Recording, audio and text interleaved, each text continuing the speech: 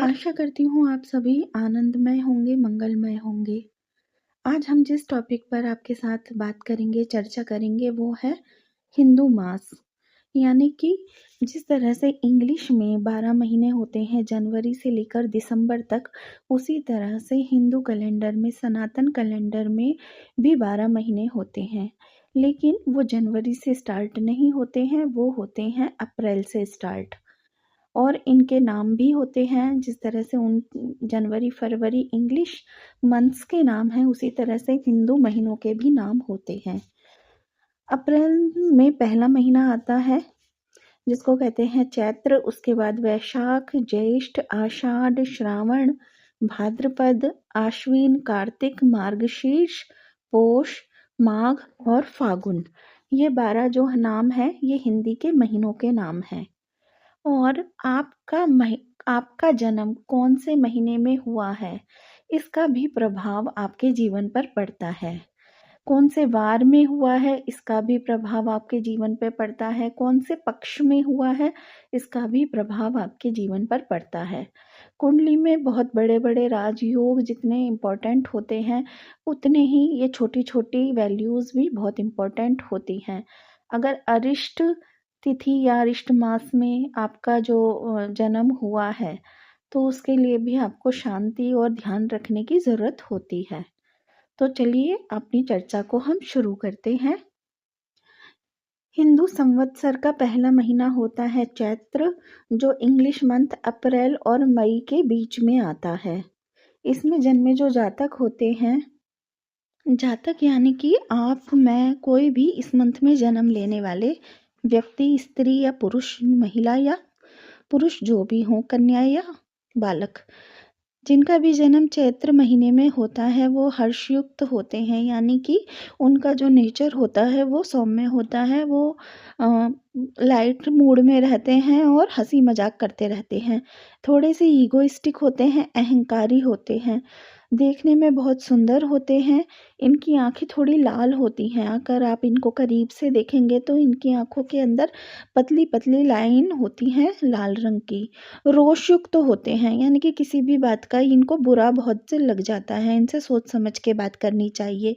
और इनका जो है अट्रैक्शन रहता है ऑपोजिट सेक्स की तरफ, यानी कि लड़की है तो लड़कों में थोड़ा अट्रैक्ट रहेगी और लड़के हैं तो लड़कों की तरफ इनका अट्रैक्शन रहेगा। अब हम बात करते हैं दूसरे मंथ के बारे में। हिंदी का जो दूसरा मंथ होता है, हिंदू संवत्सर का जो दूसरा मंथ होता है, वो होता है वैशाख, यानी कि मई से जून के बीच में जिनका भी जन्म हुआ है उनका नेचर कैसा होता है। ये व्यक्ति अच्छे होते हैं, मतलब इनको सारी सुख सुविधाएं मिलती हैं। इस महीने में जन्म के जो ये गुण हैं कि इनको सब प्रकार की सुख सुविधाएं मिलेंगी। सुख सुविधाएं तो उसी को मिलती हैं जिसके पास धन हो, तो इसलिए ये धनवान भी होते हैं, प्रसन्न चित्त होते हैं, खुश रहने वाले होते हैं, क्रोधी होते हैं, लेकिन इन्हें भी कभी कभी क्रोध आ जाता है। ये भी बहुत सुंदर होते हैं और इनकी आंखें भी सुंदर होती हैं। ये जो हैं ये अट्रैक्ट नहीं होते, लेकिन इनकी पर्सनैलिटी ऐसी होती है कि अगर ये लड़के हैं तो इनकी तरफ दूसरी लड़कियां सब अट्रैक्ट होंगी, और अगर ये लड़की हैं तो इनकी तरफ लड़के अट्रैक्ट होंगे। हिंदू संवत्सर का तीसरा महीना होता है ज्येष्ठ, और इसका इंग्लिश समय होता है जून से लेकर जुलाई। इसमें जो जन्म लेते हैं ज़्यादातर वो फॉरेन में सेटल होते हैं। इनका दिल बहुत साफ होता है, धनवान होते हैं, पैसे वाले होते हैं, इनकी ज़िंदगी अच्छी होती है, लंबा जीवन जीते हैं और अच्छे कार्य करते हैं। यानी कि इनका जो माइंड होता है वो गलत कामों की तरफ नहीं जाता। ये अच्छे काम, अपनी मेहनत, पढ़ाई आदि से अपना करियर बनाते हैं और फॉरेन में सेटल्ड होते हैं। मोस्ट ऑफ द टाइम इनका बाहर ही, अपने घर से दूर ही रहने में निकलता है। हिंदू संवत्सर का अगला महीना होता है आषाढ़। इंग्लिश में इनका टाइम होता है जुलाई से अगस्त के बीच का टाइम। इनमें जन्म लेने वाले व्यक्ति दीर्घायु होते हैं। ये अपने बच्चों और उनके बच्चों को भी देखते हैं, यानी कि दादा दादी बनते हैं। संतान से अपने परिवार के साथ ये रहते हैं। धर्मात्मा यानी भगवान को मानने वाले होते हैं और आध्यात्मिक होते हैं। धन हानि से इनको पीड़ा हो सकती है, यानी कि यदि किसी को उधार देंगे या पैसों के रिगार्डिंग किसी से कार्य करेंगे तो वहाँ पे इनको प्रॉब्लम का सामना करना पड़ सकता है, जिससे कि इनको प्रॉब्लम आ सकती है फाइनेंशियल। तो इन्हें सोच समझकर पैसों का लेन देन करना चाहिए। देखने में ये भी सुंदर होते हैं, लेकिन इनके जीवन में थोड़ा संघर्ष होता है और इनको थोड़ा सुख की जो होती है वो कमी होती है, सुख थोड़ा कम मिलता है। हिंदू संवत्सर के अगले मंथ की हम बात करेंगे तो वो होता है श्रावण। इंग्लिश में इनका जो टाइम होता है जन्म का वो अगस्त से सितंबर के बीच का रहता है।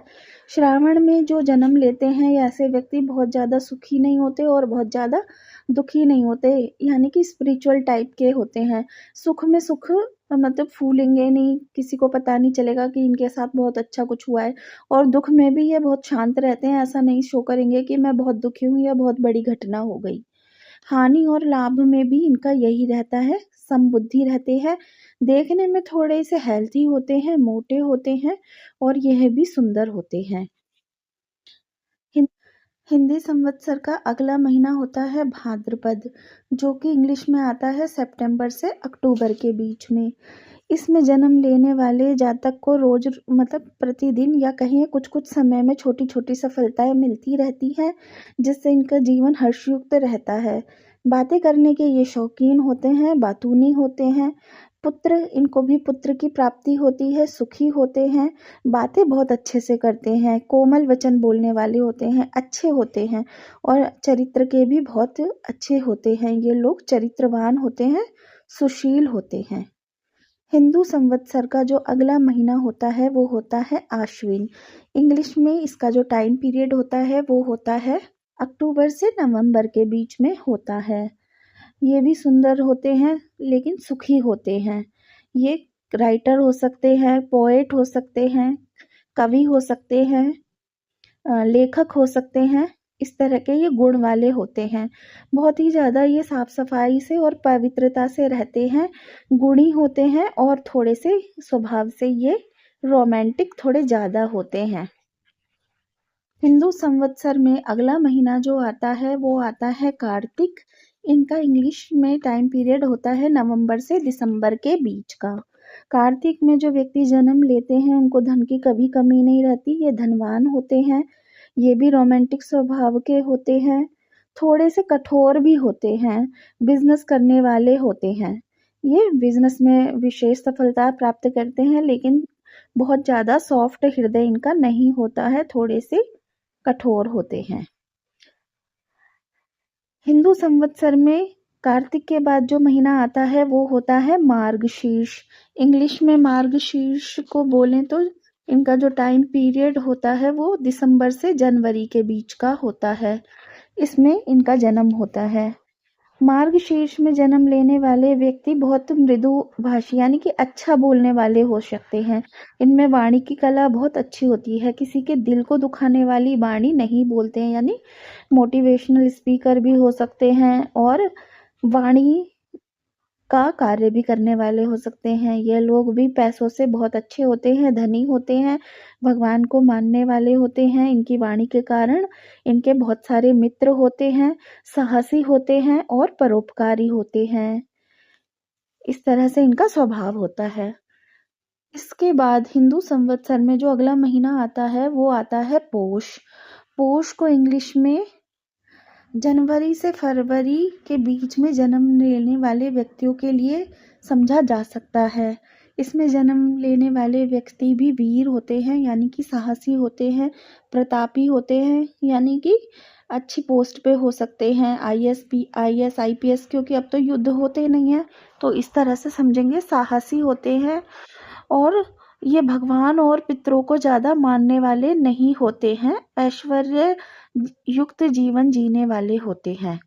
यानी कि ये ज़्यादा आध्यात्मिक नहीं होते हैं, नॉर्मल भगवान को पूजा करते हैं, हाथ जोड़ते हैं, लेकिन वीर होते हैं और बहुत मतलब प्रतापी होते हैं। प्रतापी का मतलब है कि अच्छी पोस्ट पर, किसी पुलिस की और सेना की पोस्ट पर ये काम कर सकते हैं।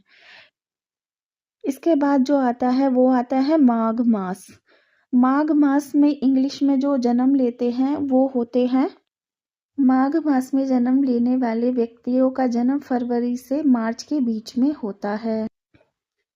माघ मास में जन्म लेने वाले व्यक्ति इंटेलिजेंट होते हैं और इनके पास फाइनेंस की कोई प्रॉब्लम नहीं होती है। अपने जीवन काल में ये काफ़ी धनवान और पैसे वाले होते हैं।